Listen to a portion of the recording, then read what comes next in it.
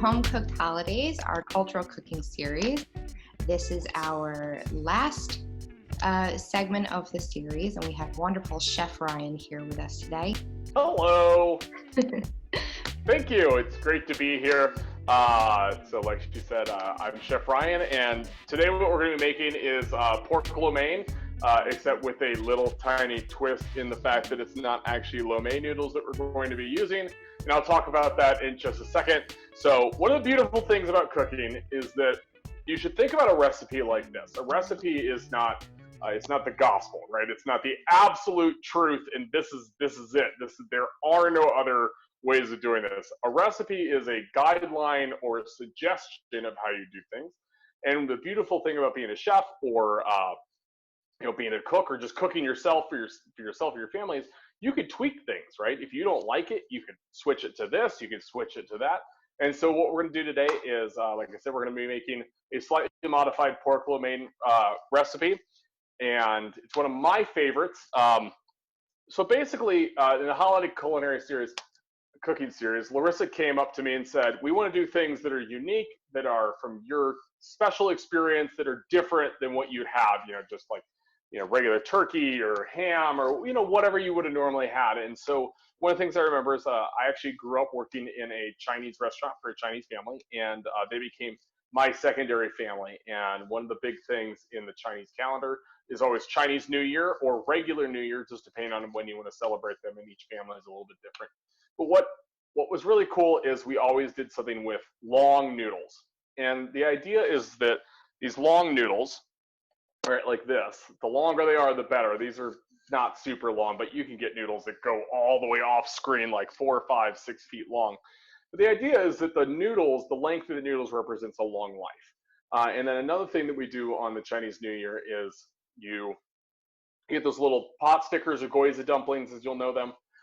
They look like the old way that during the Chinese Empire that they would make gold bullion and press it into a form. And so the pot stickers represent wealth, and the noodles represent long life. And so, pinching a bunch of dumplings isn't very fun or interesting. You don't want to sit here and watch me pleat dumplings for an hour. There's nothing fun or interesting about that, right? First minute or two, make it a filling, and then doing the first 1 or 2. That's kind of interesting, but past that, it's just schlupp work, and you don't want to watch me do that. So we're going to learn how to make pork lo mein today. So the first thing I want to talk about is our ingredients. So what you're going to need is a pound of lo mein noodles. And where can you get lo mein noodles? You can get them at pretty much any Asian grocery store. You go to the dried noodle aisle. They're a wheat noodle. It'll actually say lo mein on it, or it'll say Cantonese dry noodles. And what they look like when they come out of the package is they look kind of like spaghetti, except flat. And this is actual lo mein. So you can see here that it's real flat. It's not round, and it's just pressed thin and diced thin, and so that's what it looks like. Okay, so it's about the same thickness. It's somewhere between spaghetti and linguine in thickness. But the beauty of noodles and any kind of cooking, right, is that you can substitute. So what's the difference between two different types of noodles? Ultimately, there actually isn't any difference, except for in between brands. Obviously, they make them differently, but when you have two noodles, these are the noodles we're going to be using. These are Taiwanese noodles. These are very similar to the Cantonese lo mein noodles. You can actually see that they're just a lot thicker, and that's going to change your mouthfeel, of course. And this is going to be more similar to what's called a chow fun, which is one of my favorite things to eat. So this actually works out for me because my dinner ends up becoming something even better, right? So what you're going to need is the lo mein noodles, and then you're going to need 2 cups of Napa cabbage sliced thin. So I've already taken it. Napa is just a type of cabbage. It's a green leafy cabbage. It's really great. It's got this nice strong flavor, but it's not too strong. And it's a little delicate, so it really cooks down really easily and adds this really great richness to every dish. Then, of course, you're going to need half a white onion, a half a green pepper. I went ahead and used actually a whole green pepper because mine was a little small. You just want to take this white onion and slice it real small. You're going to need about 4 ounces of, I used cremini mushrooms, which are the They're also known as baby bellas. They're not a white button, but they're not a full portobello. They're just kind of in between. I like these because they're as savory as a portobello, but they're a lot cheaper. They're not like 20 bucks a pound. They're like $10 a pound, so, or $2 a pound, $4 a pound, depending on where you're at. And then, of course, you're going to need 2 green onions or scallions. You're going to want those cut. And then you're going to want about a half a cup of shredded carrots. I just put this through this bad boy, which is a grater, 4-sided grater, like a cheese grater. Right? You got your zest, you got your larger zest, got your cheese grating, and then, of course, you've got your mandolin on that side. You just use this side. You just grate it on there. Comes right off. Then I've got homemade smoked pork loin. I actually make this myself in my own smoker. Absolutely beautiful. So we're going to talk about protein substitutes in just a second. Once I get through, we're going to talk about basically Chinese culinary theory. It's a little different than Western culinary theory or French culinary theory. And we're going to talk about how you can switch things out really easily. Then the next things you're going to need are going to be some good soy sauce, some rice wine vinegar or red wine vinegar. And then you're going to also need, I really like my lo mein a little spicy, so I'm going to be using red pepper flakes and a little bit of black pepper. Then you're going to need oil for frying.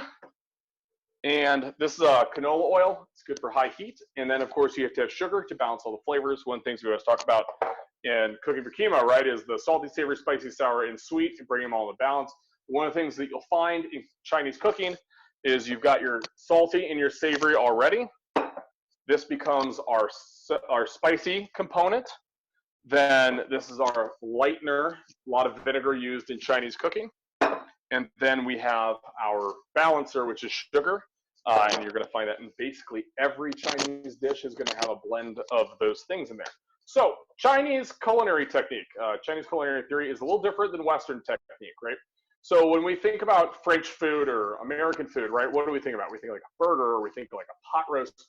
We think about a big piece of meat, right? And then we have our starch on the side and our veggies, right? Well, Chinese food's completely different. Anyone's ever been to a Chinese restaurant can say, yep, that's totally different, right? So the way they think about it in Chinese food is you have your primary, your secondary, and your complement, okay? So typically in Chinese cooking, they don't ever typically eat a purely meat protein, and they don't ever eat typically a purely vegetarian protein, right? Which would be like pork and tofu.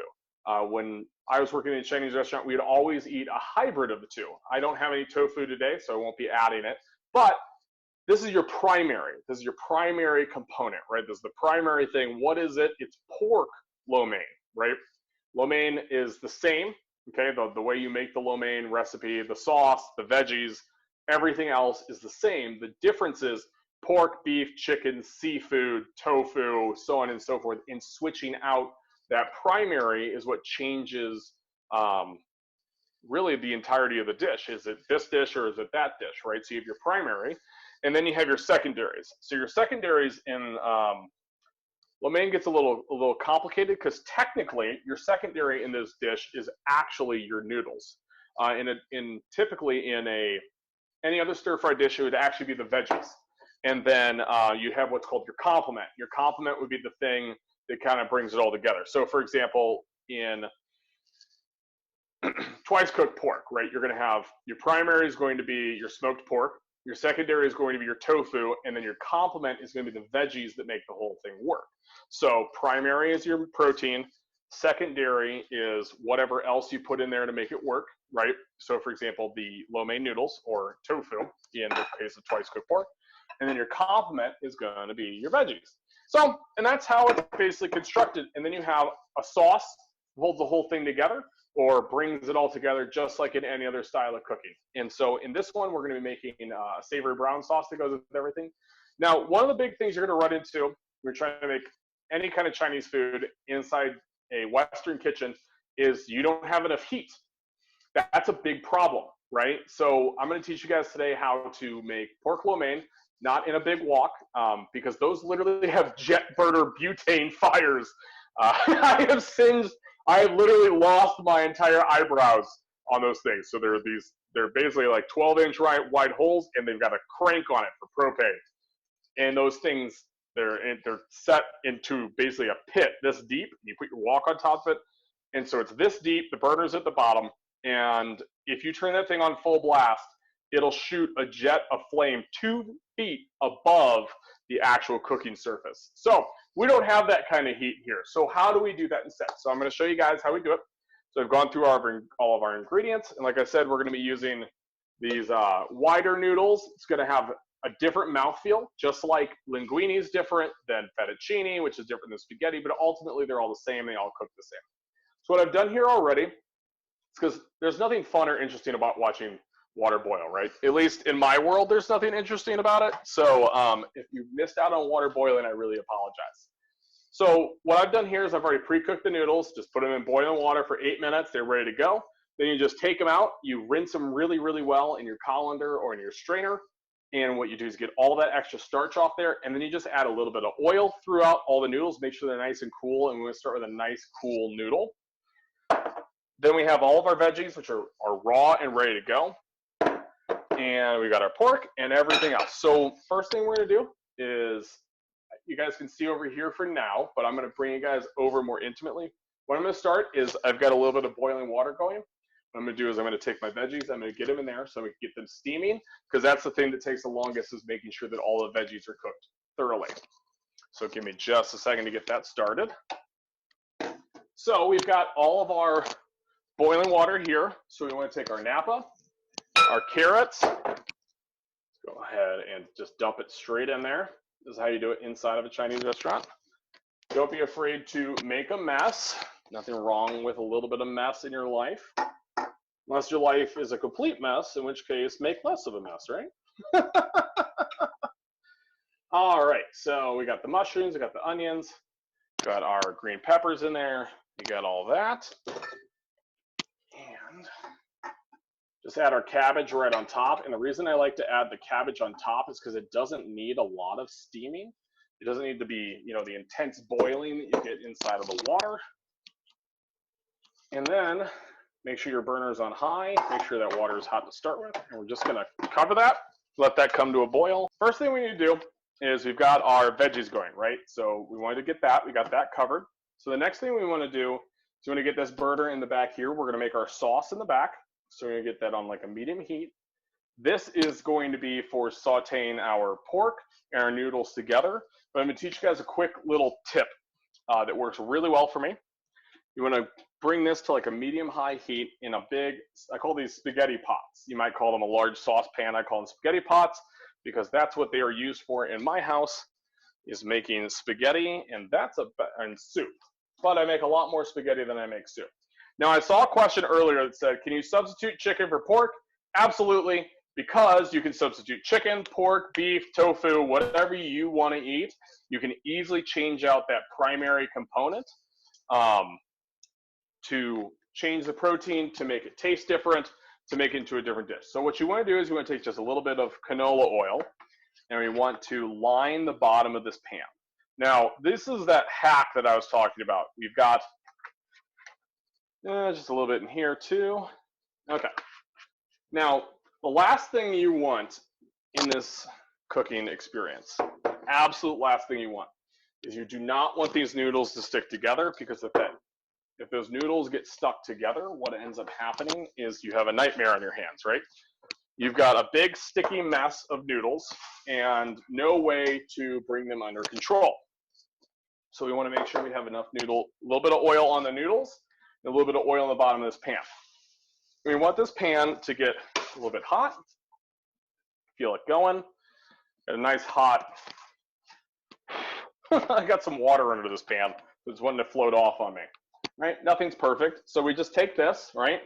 You can see how these are going to look, okay? And we just want to make sure that your hands are clean, nice and clean. That's important. And what we're going to want to do is pick these up like this and pull them out. You just want to get them in here. And what you're going to do, if you had like access to a real wok, what you do is you just get that wok really hot with some nice hot oil on it. And then what you would do is you would just stir fry the heck out of these things until they were nice and cooked all the way through, right? They'd be pre-cooked, but you get a nice crisp on them because that's what you want. But we don't have that ability in a Western kitchen, right? We don't really have the ability to generate that level of heat. And the other thing we're going to run into is on these veggies is because we can't get them hot enough, the water is going to break out of the cell walls and it's going to dilute our sauce. So we're going to try to keep that from happening. I'm just going to keep this going. It's going to start getting warm here in a second. Okay, we can start to see. Are you moving around those noodles to coat them in oil? Is that what you were doing? That's exactly what I'm doing. That's exactly what I was about to say. Awesome. So thank you. Sorry to beat you to it. And I also have a question here from a member. She is not a fan of peppers, and so she is wondering if you have a substitution for green peppers that you would suggest.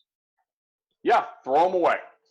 Throw anything in here you want. The beauty of Chinese food is that it's completely variable, and you can change it into what you want. It doesn't have to be what the recipe is. It can be anything, right? You know, you go to 3 different Chinese restaurants, and they're all going to do beef and broccoli completely differently, right? Now, the way I like beef and broccoli is just beef and broccoli and brown sauce, right? It's got to be flank steak and big chunks of broccoli. But if you go to another place, they might throw carrots or water chestnuts in it, and it's not technically a different dish. So you can make it your own how you like it and turn it into whatever you want it to be. So if you don't like peppers, omit the peppers. Nothing to keep you from doing it. As a matter of fact, some places add celery to this. Some people put fried eggs in here. It's just really whatever you want. So the idea here is we're going to keep these noodles moving and we're going to keep them coated in oil. And the idea here is we're going to get a nice little light fry on them. So now that we've got it warm, we want to bring that heat up to the highest heat possible because we just want to get a little bit of something going. And we want to keep an eye on this. Make sure it doesn't overflow. That's being the veggies. We're going to make sure there's a pressure release for that because they're nice and fine. Now the key here is this is the same technique kind of as what you use to make fried rice. Fried rice uses a similar technique where you get it nice and hot, and it basically cooks the water out of the outside of the rice, which in this case is our noodle, and then it leaves a nice crispy outside, gets a little bit of smoky flavor on it, and it's all good to go.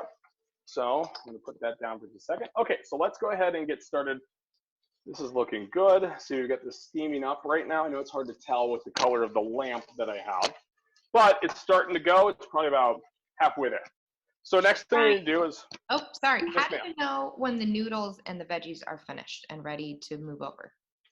That's a great question. So what we're looking for is an al dente or to the teeth feeling on our veggies. We want them to be soft, but not super soft, right? We want them to be cooked thoroughly but not like mushy, because the last thing you want in Chinese food is mushy veggies. As a matter of fact, I would, unless you're cooking like a really, really big pot roast, there's not a lot that you want that in. Okay, so let's get started on this sauce, because we're gonna run up against the wire here, it looks like. So we want to start with our soy sauce. And this is going to be about a quarter cup there. We're going to match that with about a quarter cup of vinegar.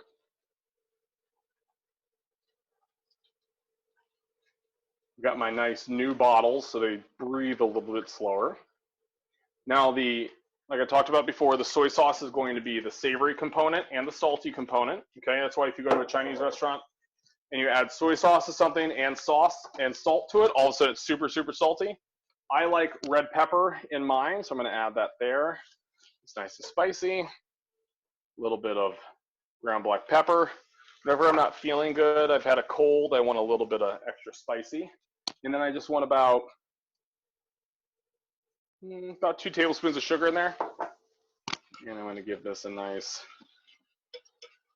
stir. I'm using my chopsticks just because that's just how I've always done it. And we're just going to get it nice and warm so that all the flavors will express, and we're going to transfer that in just a second. So what's happening right now is the vinegar and the soy sauce are melting together, and so is the sugar. We're going to use this. We're going to check in here. All right, these veggies are actually almost done, and that's okay. So we want to we want to get them out, get them done cooking. I'm going to unbutton me here. All right, so we're going to turn off that back burner, and we're going to drain that. And this can just sit here in the sink and drain until there's no more water in there. And so what we're looking for in these veggies is we want them to be a little bit crisp, but not completely raw. So you want them to have a nice flavor. So that way they don't explode on us and leak all that water out. So just leave them in the colander. Don't just dump them in the sink. Put them in a colander in the sink. And that's what you want to do there. Get that Chef Ryan, are the noodles on low right now, or are they still on medium heat? They're on super high, the hottest possible heat I can do. Oh, next you can hear them now. Ooh. All right. So these don't take long. Like I said, guys, this isn't a super long recipe. It's pretty quick. Why, when you go to a Chinese restaurant and you call in, you know, people would say, you know, say, oh, how long? And they go, oh, 10 minutes, 10 minutes. Well, because everything only takes a couple minutes inside of a Chinese restaurant. And so what we're going to get, I'm going to show you guys a piece. As it starts cooking, you're going to start getting these little light brown marks on there. You can kind of see that there, kind of like on pot stickers. We're just going to get a little bit of that on here, not a lot, just a little bit. That way we get that little bit of pan-fried taste. Like I said, these are slightly different noodles, so I'm fighting them just a little bit. While you're mixing those noodles, we have a couple members who are wondering if there's a substitution they can use instead of sugar in the sauce, such as stevia or monk fruit sweetener. Anything. So the issue is that you need something that's going to bond with the acidity in the vinegar, right? So you need something that's going to be sugar-based.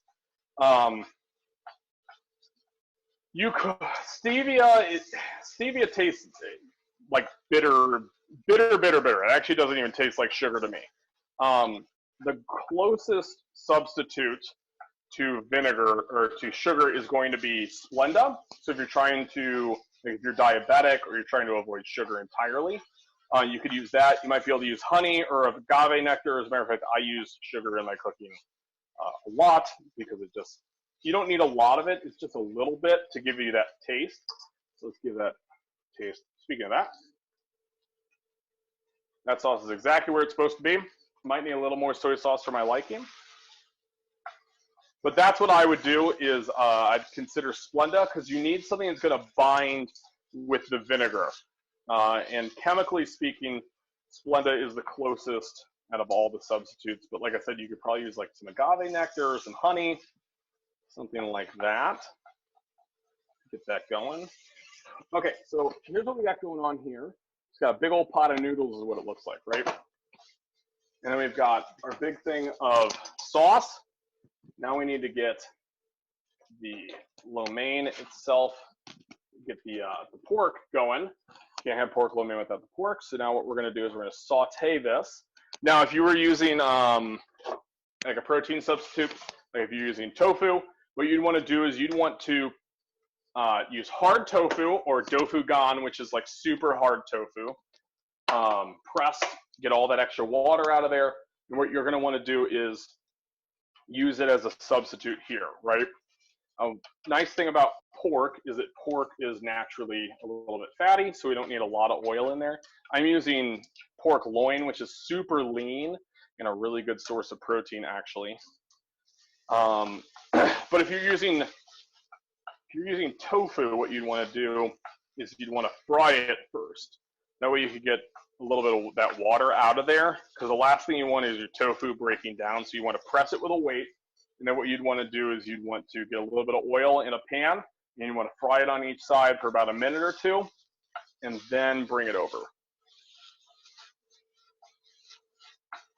All right, and I'm just fighting the noodles here is really what I'm doing. I want to keep them from sticking. That's absolutely what I don't want to happen. And I think they're right where I want them. I'll show you guys what these look like. See, they're just lightly toasted. There's a little bit of dryness on them, not a ton. Let's put this here because I like this burner better. I don't know why this burner on my stove does not like me. We do not get along. We are not friends. I feel like it's not as hot as this one. I feel like this one's got a lot more concentrated heat. So what I'm doing now is I'm just sauteing this pork real quick. And keep the questions coming, guys. You're more than welcome to throw those at me. A little bit more about this pork for those who don't make their own, where they can buy it, what they're looking for. Sure, yeah. So if you don't make your own smoked pork, that's totally okay. You can use regular pork loin. Just pork loin is what pork chops come out of, basically. I happen to buy them a whole pork loin at the grocery store. It's like $13 for an entire, like 10 or 13 pound pork loin. And what I do is I cut them in half, rub them in salt and pepper, a little bit of cumin, and then I smoke them in a blend of mesquite, hickory, applewood, and cherry wood. That's the last one. I'm sitting here trying to think, what's that last one I always put in here? Okay, so I'm sauteing the pork right now. And so what you could do is, if you're at your Chinese market though, you could get some Chinese smoked pork. They make it there. You could also get, smoked pork at the grocery store. A lot of times they'll be like, I live in the Midwest, so like finding barbecued pork is probably one of the easier things to do in the world here. It's not exactly hard, but a lot of times you can get it at the grocery store you can talk to your butcher. They might know a good place to get it. You could substitute bacon. You could you could do a little bit of pork loin, a little bit of bacon for that smokiness. Or like I said, you could just take some pork chops, just slice them real thin, and then just cook them. And then that would be good to go. And you could just do them raw as well. Very cool. Would you mind bringing one of those near the camera so we can see what one of those looks like up close? Here, hang on. Get the lighting right. So nothing too terribly fancy. Just regular old pork loin. Great, thank you. You're welcome. That looks great. Is anyone I wish else you could ready smell for it. dinner? Because I am getting hungry over here. Okay, so we've got this nice and hot. So now what we want to do is we take our sauce and we move it around. We want to make sure that the sugar doesn't get stuck to the bottom and it doesn't get stuck. See, this is all, you don't need a lot of sauce, not a ton, just a little bit. And when it hits that, you're going to see it start bubbling and boiling. Move that around, and we want to coat the pork in it. And now what we're going to do is we're going to take this like that. Move those noodles in there. I'm just going to basically jostle this, which is not the sexiest food word I know, but that's what we're going to do. Is we want these noodles to absorb all that sauce. That's kind of the idea here. Now, what we're going to do over here, sorry for the mess, guys, is we're going to come over here, make sure our veggies are well drained. Seasoning the regular pork, I see that question. Just so you guys know, I put the veggies in this bowl. That's what they look like. So if you're doing non-smoked pork, you don't really need to do anything to it. You can just put a little bit of salt, a little bit of pepper, and you can saute it. Cut it into the little strips, kind of like this. And I don't know if you guys can see, it's kind of hard to see. You guys will see here in a second, but the sauce is slowly being absorbed by the noodles. And we're just going to give this a nice stir. Keep going. You want to make sure you don't break your noodles. That's the hard one. Okay, so now here's a little snafu, right? I did not make enough sauce, which is okay. So here's how you fix that. See, you guys can see there's some white spots and some dark spots. Easy fix. A little bit of soy sauce. Just a little more. And just a touch of vinegar. The vinegar is what gives this dish its lightness. And that's why you want to add that. You don't necessarily need to add any extra sugar because we're really just looking for that savory lightener. Is that rice vinegar, Chef Ryan? Yes, it is. And the difference between one of the things that's great about rice vinegar versus other kinds of vinegar is that rice vinegar is a little bit sweet to begin with, as opposed to like red wine vinegar, which isn't as sweet. It's got that nice natural sweetness to it. Okay, so this is looking good. This is kind of what we're looking for. You guys can see that there. It's just nice little mix, nothing too fancy, nothing too hard. We don't want to break it too much. We still got our nice long noodles like that. And then what we want to do is we want to turn our burner off so we don't melt down the camera. Just add it to our veggies, just like that. And waste not, want not, as I always say. And we've got our nice big kitchen mess standing right there. So I'm going to move over here so you guys can see what I did. All right, so. All right, so here's our lo mein. This is it. What we do here, we're just going to give it a nice proper stir. Work those veggies through there, and that's it. Is this a traditional dish that they would cook for Chinese New Year? I believe so, correct? Yeah, actually, this is something we ate all the time for Chinese New Year.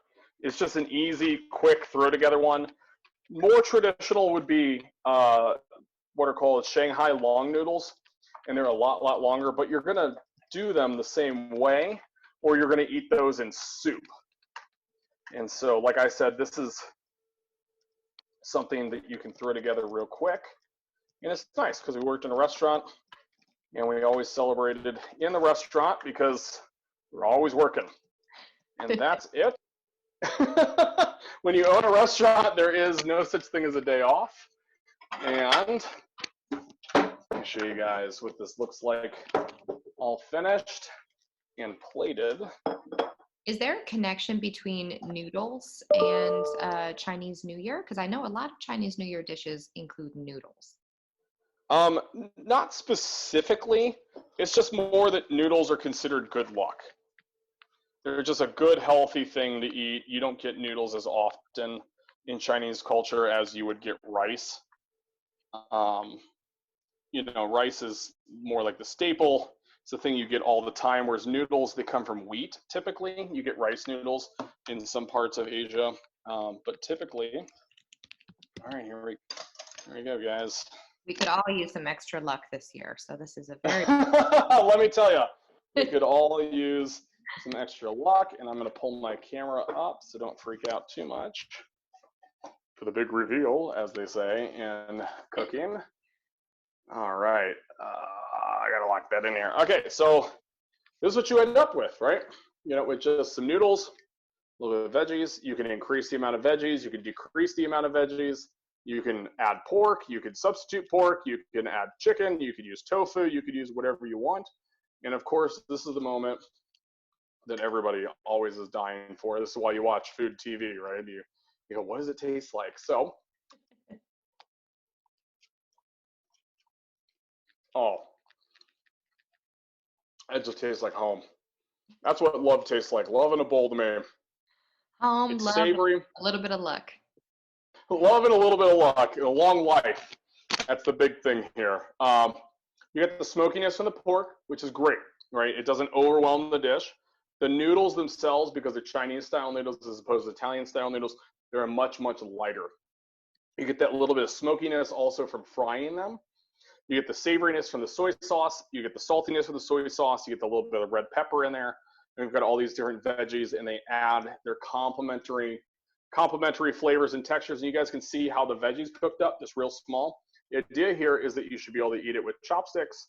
My green peppers turned out a little bit thick. But other than that, it's absolutely delicious. So that is my dinner tonight. And you guys... If you're in St. Louis, you can just pop on by, knock on the door, and I'd be more than happy to feed you. We have a couple questions for you here, Chef Ryan. Someone's wondering, how many ounces of noodles did you cook? Sure. So it's 1 pound of lo mein noodles. So funny thing about noodles is that basically what happens is they start out, they're dry, right? And, they always talk about most of your body weight is actually fluid, right? Which is why you can gain, 5 pounds or 10 pounds overnight just by drinking too much water or drinking too much beer, right? It's not that you actually gained all that weight, it's all fluid weight. So a fun thing about the noodles is that you want 1 pound dry, which then tends to increase by about 2.5 times the regular weight. So if you had wet noodles, they're probably about 2.5 to 3 pounds of wet noodles, and it's 1 pound of dry noodles. So great question. Interesting. That's awesome. Okay, so you used 1 pound of noodles. Mm-hmm. Someone else is asking, oh, first off, people are saying how delicious this looks, and I agree. I'm starving over And here. you can make it now. Everybody at home doesn't have to go to a Chinese restaurant. You guys just go to your local Chinese grocery store. Any Asian grocery store will carry all this stuff. It's really easy to find. I really like Kikkoman brand soy sauce. That's the one I recommend above all of them. It's made locally. It's a Japanese style soy sauce, and it's brewed. It's actually aged. That's why it's got that brewed flavor to it. Next question. Great. We have 2 questions. One, people are asking who they can contact for the recipe. Just as a reminder, I also placed it in the chat room. You can email info@cancersupportla.org. That's info@cancersupportla.org. And we'll be glad to send you over that recipe that Chef Ryan was so nice to share with us. And then there's a video that goes along with it. So that's very true. So send us an email. We'll be glad to send it to you. We also have someone else asking if it's healthier to use canola oil rather than another oil. So canola oil is actually one of the healthiest oils. It has no trans fats. It has the lowest saturated fat out of any of them. And it has one of the highest smoke points out of any oil. And smoke point when you're cooking Chinese food is a very high concern because you're using super high heat. As you guys, I told you, none of my burners except for in the very beginning. What happened was the burners, once they went over medium, they were on high the whole time, and you don't want it to burn is the idea. Is you want it to cook and you want it to fry, but you don't want it to burn. And so I would recommend the canola oil personally. If you try to use olive oil is just, it's going to catch just like that. It's going to woof, and you're going to have a burned whole pot of food. You might be able to use coconut oil, but I'm not sure what that would do to the flavor. So you could also use regular veggie oil, which is typically based on, which is typically actually just, they call it veggie oil, but it's actually just soybean oil. I find that leaves this weird kind of dirt flavor in my food. So I tend to avoid that. I like the canola oil because it's got a nice clean flavor to it. And then of course it has the lowest saturated fats. Great. That was a great question. I was wondering that myself. And someone else is asking if they can use tamari sauce instead of soy sauce.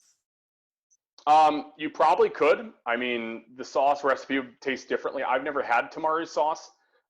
Personally, I've seen it, but I tend to be a purist when it comes to cooking. Like this is how I learned how to do it, and I do it because this is how I like it, if that makes sense. So I would recommend experimenting and playing around with it.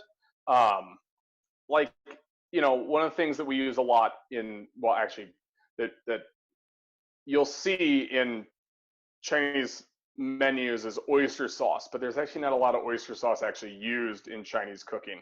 What people think of as oyster sauce is actually typically dark soy sauce in reality. And I'm trying to see if I have any on me. This is my spice cabinet.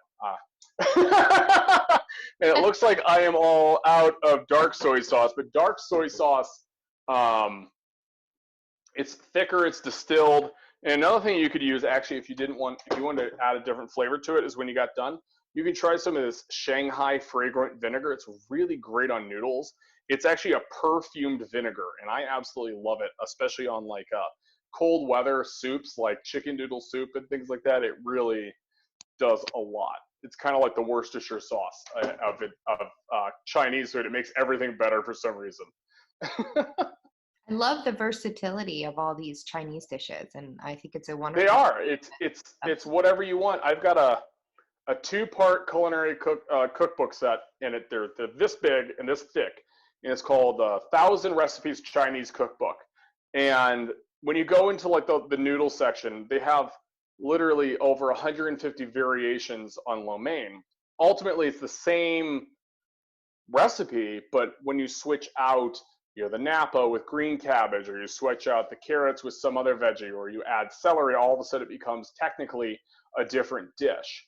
And just like, sometimes people make chocolate chip cookies and they add oatmeal to it, but they're not oatmeal chocolate chip cookies. They're chocolate chip cookies with oatmeal. It's the same kind of idea. It's a little different.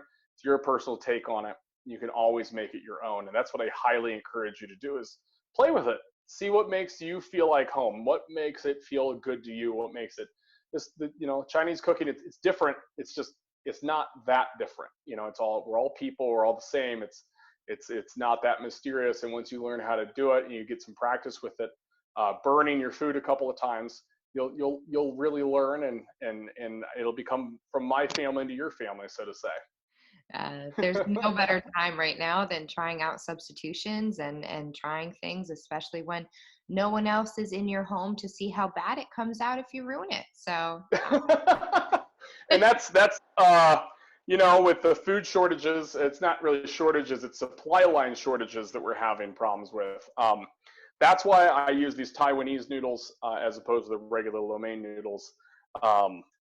Is exactly why my market that I normally go to, they were just completely out of lo mein noodles. I usually buy them in 5-pound boxes. They usually have 100 of them just stacked there, but they were just completely out. And so, which is great because I like those Taiwanese noodles better, and it was just an excuse to use them. And I think they're a better noodle for cold weather. It's a balmy 28 degrees Fahrenheit here in St. Louis right now. So everyone in California, enjoy your weather, and please just put it in a box and just ship it to me if you could.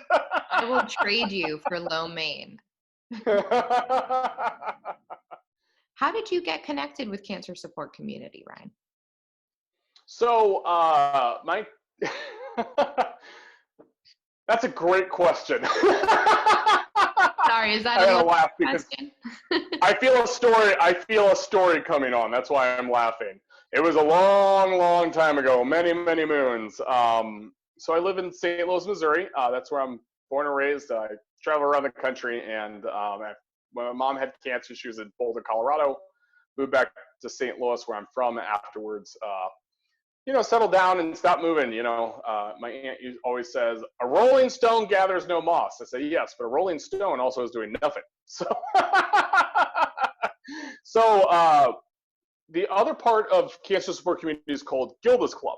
And I actually got started with Gilda's Club, Evansville, Indiana, who's about 2.5 hours away from me. And they called me up one day and were like, hey, you want to come do a class? And I was like, heck yeah, I'd like to do a class. I'm dying to do a class. I'd love to talk to anybody about this. And I had written my book about a cooking for Chemo and After about a year before that. And so they were like, we'd love to have you. And I started going over there. And from there, I started kind of reaching out, and I started working with Chicago, and then Kansas City, and maybe not in that order, in Louisville, and some other places right around here in the region. I got hooked up with some people over on the East Coast, Jen Sinclair over in Allentown, and did some stuff over on the East Coast and kind of moved around. And then I was at last year, which seems like 100 years ago at this point, there was this affiliate leadership conference in Philadelphia, and they brought me out. The big top high wig people in cancer support community said, we'd love to have you come talk to all the club leaders. And that is where I met a lot of the people. I don't think I met Larissa at the time, but that's where Larissa heard about me. And that is how I got hooked up with Cancer Support Community LA. Is they saw me do my Cooking for Chemo class, and they're like, hey, we'd love to bring you into our clubhouses. And the rest is history. I've been doing a lot of stuff with Cancer Support Community and Gilda's Club ever since. And it's great because you meet really great people, and sucks that I don't get to travel in person anymore, because that's what we were doing in 2019. A long time ago, children, in a land called 2019, you could leave your homes and travel across the country.